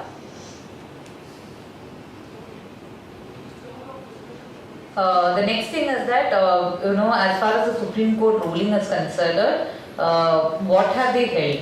They have held that as far as OECD membership is concerned, they have completely changed or, reversed the ruling of the Delhi High Court. They have said that when you interpret the word is, that, are you a member of the OECD? The word is has both meanings to it. It can be interpreted in a constant and a dynamic way, and therefore you should apply it at the time of doing the transaction, but the member should have been a member of OECD at that time that they signed. Therefore, it is a current state of affairs that you will evaluate, but you will actually go back and check if they were OECD members, and for that they have had a series of arguments to say that, even when India entered into Switzerland treaty and amended the clause of MFN, they only amended the rate clause and not the other one, and they said that, if that were the intention, they should have amended everything. But the interesting point over here is you can interpret it both ways, because one argument can be that the taxpayer can say that, I should have amended it, and the fact that I clarified that one amendment is there, the other is not there, therefore it's to my benefit. One is auto-applicable, one is not auto-applicable. The revenue will argue the other way. The fact that I have not said anything means that it is not auto-applicable. So both arguments are possible, but today High Court said the taxpayers' arguments are valid. The department has said no, the the Supreme Court has said the department arguments are valid. Then we can also look at the, so this is what is, in terms of is, whether the expression is means third party state should be a member of the OECD, and in the present tense when it enters into treaty, and that's where they have said that the third party, which is Lithuania, Colombia and Slovenia, were initially not members and they entered into, following the principles held in, some of the older rulings, that, the application of it in that context was completely different. It was not in the context of MFN, but they have said that you have to go back and check, applying those rulings.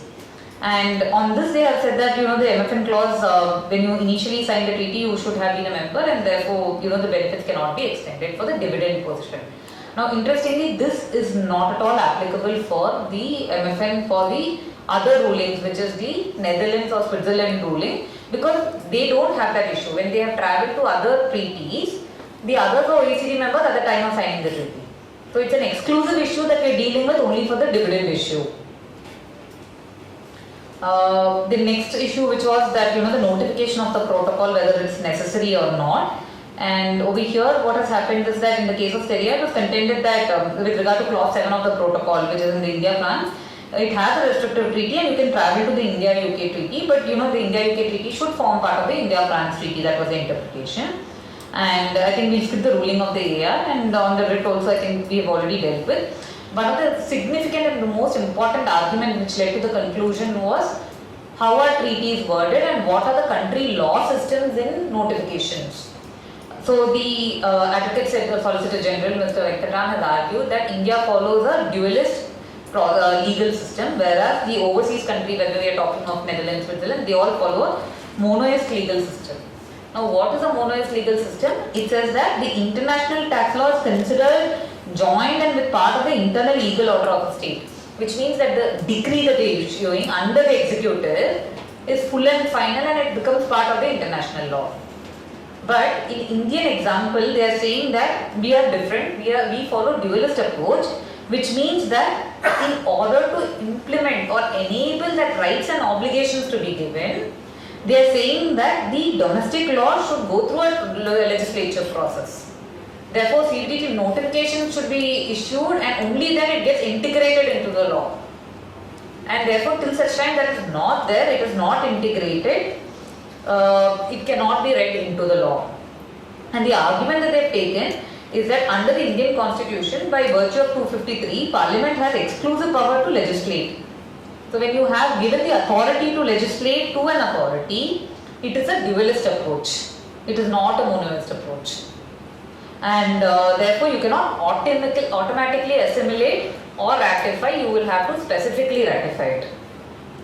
And that is the basis on which the notification has been concluded, saying that these are the rulings that they have relied on, and then they have concluded that the notification should have been, the principles that have been held are that it should have been separately notified. Now we have one case again of France, which in 99 issued a India has issued a circular which says that there's another treaty which has beneficial rates, I can import those into France, and they have issued a circular, a notification. So the example they have quoted is that if I wanted to do it, I have done it, which means none of the other countries I wanted to do it and I slept over it. I don't know, but yeah, that's the view that they have taken. Now this whole ruling becomes very critical also in the context of many of the issues that we have looked at so far in terms of how do MNCs apply this, what are the cases that this can apply, also how do we travel from one treaty to another. If we have already done it and taken a position, if it's a settled case, it doesn't get reopened, it's good for us. But if it's not settled, what happens? These are a lot of issues that have come through, and I think we'll pause here again to maybe reflect on a quiz question just to recap what we've learned so far. So there is a CBDT circular number 3 of 2022, and we went through the 4 conditions that it laid out. 2 of them being actually really tested in the Supreme Court ruling. The question here is that it stated that it will not be the circular, that said circular will not be applicable to taxpayers where there is a favourable decision of any court judgment delivered in the case of concentrates, Stevia, Apollo Tyres, Nestle Extra by various high courts prior to the issuance of the circular.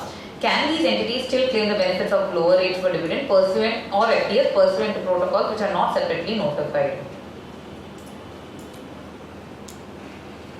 So the question really is that, to make it simple, because I think it is a lot of words to read, you have a treaty and if you have gone ahead, got rulings. So there are a few parties who have got rulings, and after which you have a reversal of the ruling. So today, should the CBDT circular be binding, or should it, how do we interpret it? I'll stop there, otherwise I'll reveal the answer. Any thoughts?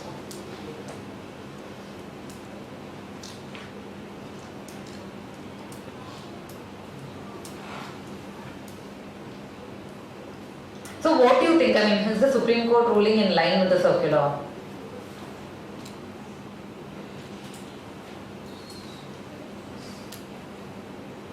Yes, but then also is the High Court ruling set aside?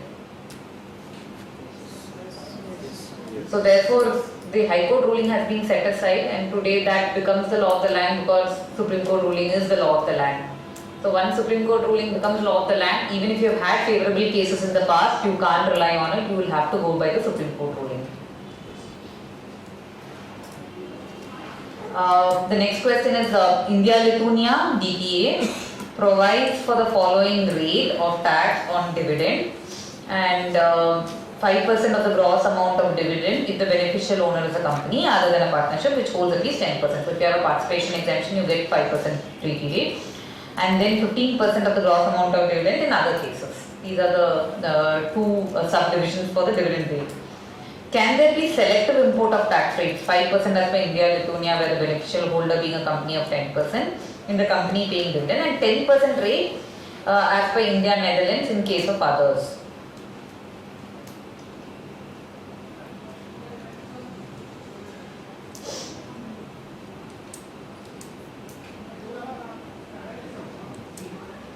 Any thoughts? No should be. No. Sorry? No. Yeah, the answer is no, because Lithuania was not OECD member, and today we have a Supreme Court ruling which is binding, and therefore that finally is the ruling. You would see. Okay. The other, so now, let's look at the practical, what happens after this ruling. And this really is a pain point for most MNCs today, what's the ruling about, and how do we deal with it. So you have, especially the ruling came out on October 19th, 2023, and we had tax returns to be filed by November 2023 or latest by December 2023 for a lot of these cases. And how do you interpret this, because once the ruling has come, it's become your law of the land. You would have had either cases where you would have applied for it in your company, or you would have even got a favorable ruling at the litigation level. The other question is that how far back should I go and actually correct it? Because we have always said that the MFN applies automatically. We have always said that the FTS is not offered to tax by taking shelter of the make available ruling. We have offered dividend income in some cases at 5%, and in many of these cases, especially in MFN cases, the position is that I have taken the treaty advantage, I have not even filed a return of income in India. So where is the question of going and revising a position that has been taken? And who will revise it? Because there is also an obligation on the Indian party to withhold taxes. So these were, this could have been the position before. Now what happens post? The Supreme Court ruling is saying, no, you can't apply it automatically, therefore a notification is required, which means that you go back to all the transactions you have done for the last, say, 5-7 years, because the potential reassessment can extend to that time period, and review what are the transactions you have had with overseas entity. So no automatic application. First step, go check which are the international transactions. Second sub-step is to actually check which are the MFN cases in those international transactions. Where have I applied the benefit in all the cases? The next thing is that, so FTS is the next one, and the third thing is that if there is a dividend that has been applied with a lower rate in the last 3 years, then you check for that. Then you look at whether returns have been filed and what is the position of returns. And returns not just of the overseas entity, also the Indian entity's position of withholding, whether we have withheld or not, and also whether the overseas entity has filed a return or not. So largely, these will be the buckets that you evaluate. Now, if you also look at the position that was there till 2022, there was no way you could have revised the return. So how do you, even if you want to go and voluntarily pay up the taxes, there could be companies in the bucket saying that I don't have a material liability, I'd rather pay it and close, I don't even want this issue, litigation or potential retrospective impact, I am ready to go ahead, pay it and close. So in that sense, there is no practical way in which you can actually go back, revise the return, because the revision of return time is also over. You can go and ask for file a revised return. The second step is for 2023 returns, what do you do? The return timeline is open. Can you go back and revise that position? But if you revise that position but not the earlier year's position, are you conflicting your own views? That in 2022 you never applied MFN, therefore you took the benefit of the law, and you said that treaty does not apply, and therefore rather the MFN is invoked, and therefore I don't have income tax payable, therefore I don't need to pay an income tax in India. But 2023 we are saying I'll reverse my view, because today Supreme Court ruling is law of land, and if I don't follow Supreme Court ruling, it can become contempt of court. Therefore, is there a view possible that, is there at all a possibility that I don't do anything but actually wait and watch? So that becomes the second and a bigger issue. Then what happens for 23 onwards, April 23 onwards? Do you tell the Indian counterpart, if it's a related party, go ahead, withhold taxes? And do you say that if there's a review petition filed, I as a foreign company will file return, claiming it as a refund, so there is no further interest liability? Because the taxes are deposited, to that extent there is no liability, the litigation will fight it out, depending on what happens. So the whole thing became about, different buckets in which it started getting classified. That up to 2022, retrospective, how many years back do you go? 2023, return is open. Even if I want to follow the Supreme Court ruling, will I conflict my own view for the past? 23 April onwards, should the Indian entity be withholding tax, and if they have not withheld from April to October, should they be paying interest on it and withholding the tax? And is there a 201 consequence over there, and could there be any issues around that? So these are the essential practical issues that have come. One of the suggestions that went back was that in the case of education cess and in the case of others, there were interest exemptions given to taxpayers. That is to say that, and under 1192B, there is a position that the taxpayer can go and apply to the CBDT saying that if there is a waiver required for any reasonable view, then you can apply for it and get. And the view is that at that point in time I did not know and I did not pay the tax, therefore give me the interest back. So interest to some extent, maybe you can take a if the CBDT circular protecting, maybe some taxpayers will still voluntarily come out and pay the taxes because they don't want the litigation.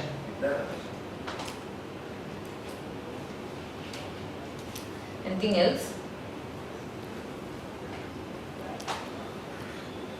Any other views, any other thoughts?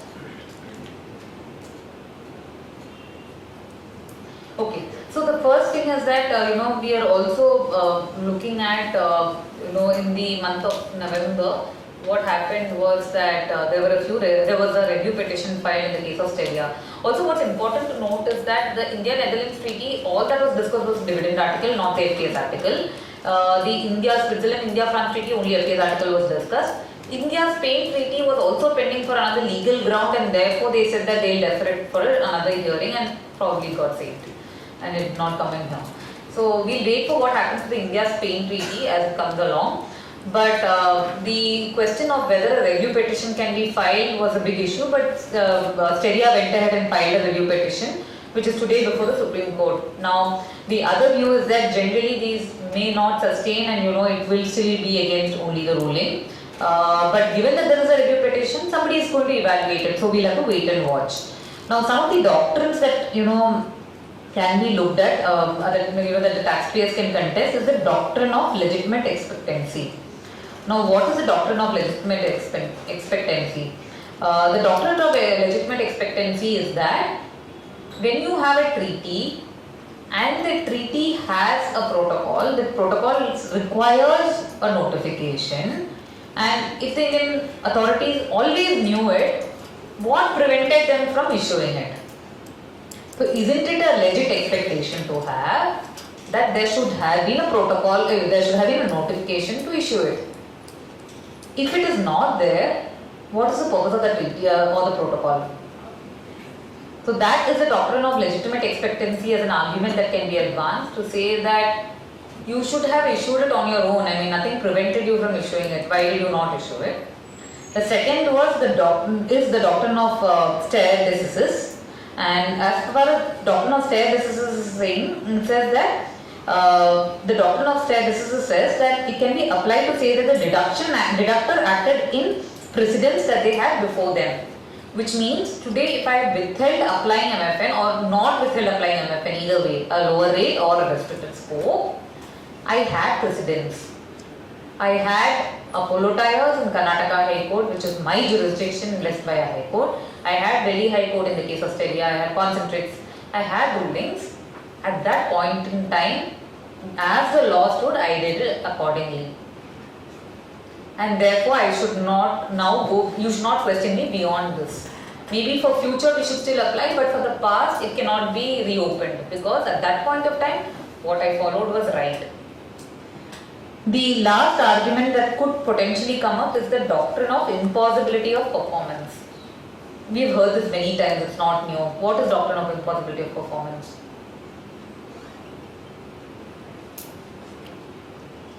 It is somewhere linked to the doctrine of stare decisis. So at the time that I was applying MFN, I could have only followed this, and now it was impossible for me at that time to have sort of corrected it, or now, or I couldn't have taken a contrary view at that time. Correct. So it's basically saying that at the time when you applied it, you cannot, you cannot question, because at that time the law was right to say that this is the right position, so I applied it. Now you can't tell me go back and correct it because it's impossible act for me to go back and rectify what was there at that time as a law. And at that time I did the right thing. So in a way, doctrine of stare decisis and doctrine of impossible performance are related. So these are the practical, the practical challenges, and the arguments we thought could still be advanced. Should there be a reputation? The other argument is also in regard to discrimination. That the original intent of bringing an MFN is only to ensure there is no discrimination between treaty parties. Now, if today we are saying that I will give the benefit to, for example, Slovenia lower rate just because I have a treaty with them, or Portugal which has a better make available clause, but not to France because they came in earlier, isn't it discriminatory between treaty parties, especially when I have a protocol enabling a protection. So where is that parity that we wanted to give through a protocol and an MFN coming through at all? Now I think some of the issues that we discussed are, is this order retrospective or prospective? Any thoughts? Yes, sir. Question. Was there a practice of notifying these MFN clauses earlier in other treaties? India and other treaties? Yeah, so what happened was India, when it enters into a treaty and it has a protocol, that gets notified. Okay, then the question is that if India has a better rate with countries, India and country A enter into a treaty, it has notified that treaty and it has a protocol, it has an MFN. India enters into country B treaty and that has a better rate. Your question is whether India goes back and says in country A treaty whether I have to issue a notification, correct? Now that as a practice was not there, as an exception in France it has been there. So that in France treaty, if you see later there was a protocol, there was a notification notifying a lower rate that could be imported and applied. But as a practice it has not been done. Right, but the only question is today when Supreme Court ruling comes in, it is clarifying the position of law, what should have always been there. That is where the challenge comes in to say that it is actually retrospective. And then what happens? Can we go back and apply for so many years, and how many years? Because especially in international tax and under 201, the years is also not defined. Like for reassessment, if you look at the rulings are said, the same principle which is the 6 years, which is 7 years from the end of the year, can be applied. But if you look at the position for the overseas company, and in most cases, they would have closed the books of accounts, they would have closed their litigation, they would have, even closed the fact that, there is no, the law of limitation has applied and no further impact is there. So are we expecting to go back so many years, revise and take a potential exposure and create a provision for tax for all of that? Because you don't know tomorrow there's going to be a reassessment notice. Any other questions? Yeah. A circular which has come. Circular prescribes additional conditions to comply. Circular plus? Circular gives us 4 conditions to make sure whether we can Correct. get the benefit or not. Don't you think that these kind of conditions should be given prospective effect rather than retrospective? Because was that the intention right before, or it was a new intention just brought into through the circular?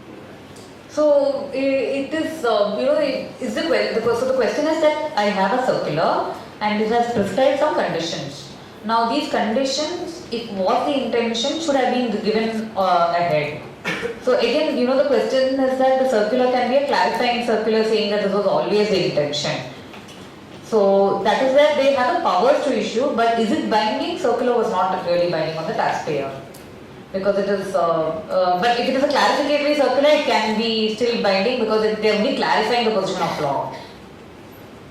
So that is where the catch is. But yes, they woke up in panic and issued the circular after the High Court ruling started coming in.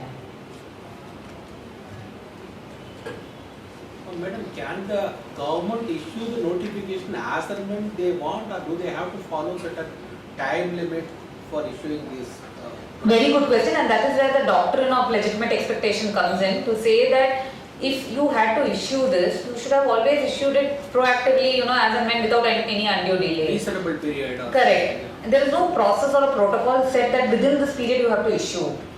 But if you have never issued it, then the understanding is you are not going to issue it and we are auto applying it. Later don't come and say that I had to issue it.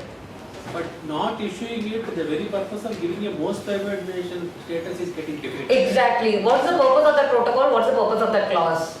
Because you're not enforcing it at all. So then it's discriminatory also. And the conditions of becoming an OECD membership and conditions of giving a most favored nation, are these similar or are there any differences? So OECD membership would be more country driven, whereas MFN is purely tax driven. So I would think that both are independent. Anything else? In the Switzerland DTA, we had the two differences, like the rate would be automatically applied and the restriction of scope will have to be negotiated separately. Now after this SC judgment, there is no difference essentially remaining in. That's our argument too, that as a taxpayer, what is the difference? And this was the argument very validly raised by the counsel of the taxpayer in the ruling. So there's no difference then.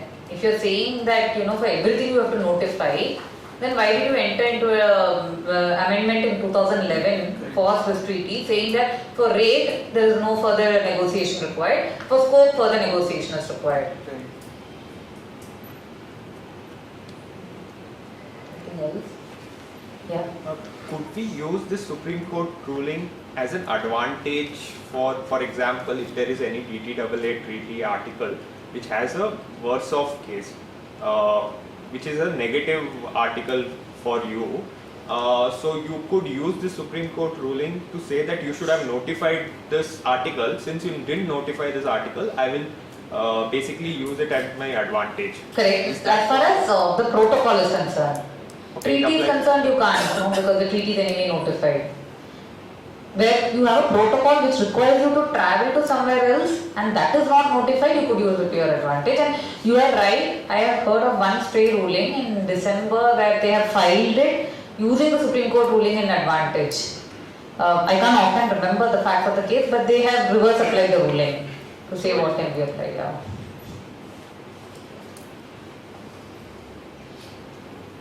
Anything else? What will be the exposure around penalty given the Supreme Court ruling in Narayanan? Sure, I'll come to that. So, as far as penalty provisions are concerned, what happens is that penalty comes in when you have something done which should not have been done, and the taxpayer has taken recourse to the tax law in that sense. But here, you've had settled rulings. You've had rulings which are settled at the High Court level. You've had jurisdictional rulings which are settled. Therefore, where there is a difference in opinion, an argument can be taken that penalty ought not to have applied because there was a potential that two views are possible here. So penalty, the view is that it can be protected. Interest and tax is where the issue is.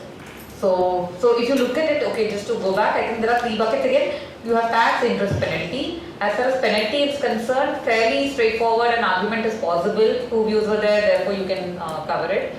When it comes to interest, 192B, you can apply to the CBDT, ask for a relief, or we hope and pray that they come out with a relief on their own through a circular. Then the first bucket is the tax, and that is the maximum exposure. And how do you cover it up?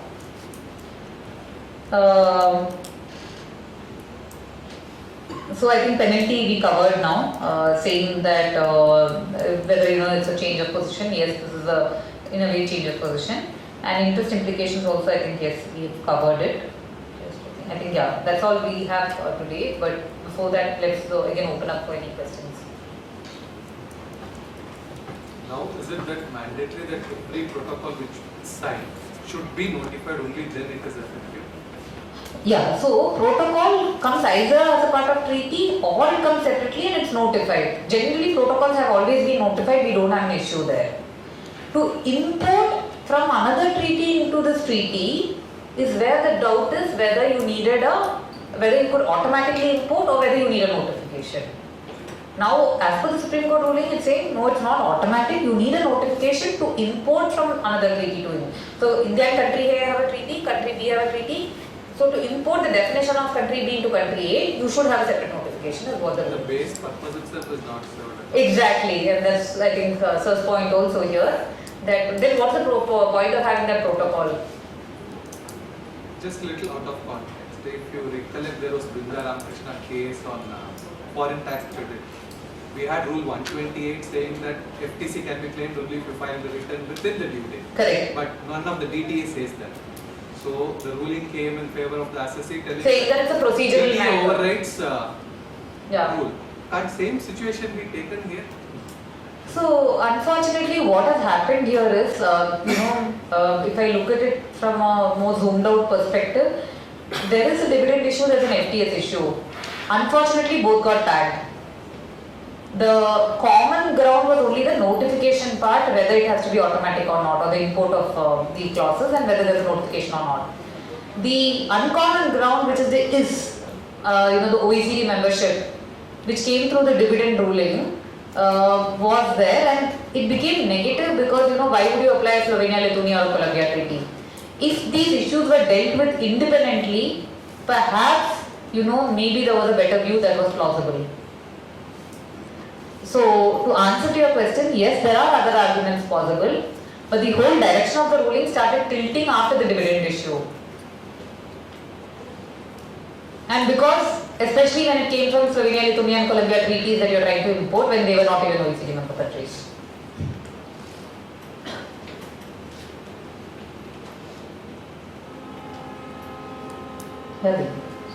Let's say prior to 2023 returns. Prior to 2023 or 2020? 22. So let's say I filed a return based on MFN. I am an Indian entity. Based on MFN, I haven't withholded any taxes.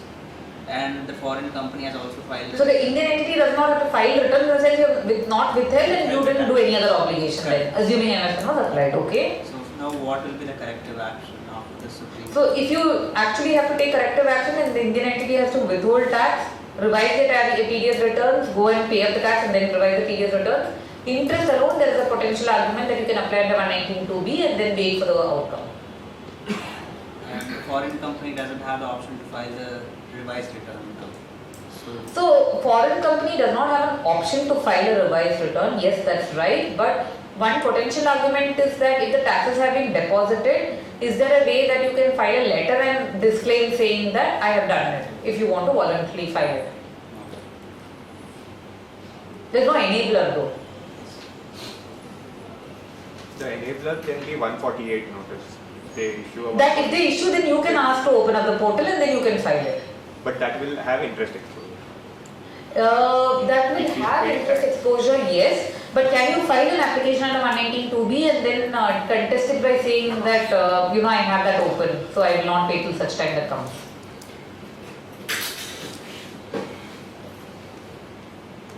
Okay. Thank you everybody. I think this was really useful even for me to open up and read a lot. So thank you for your patience, thank you for your time. I know I stand between here and dinner. So.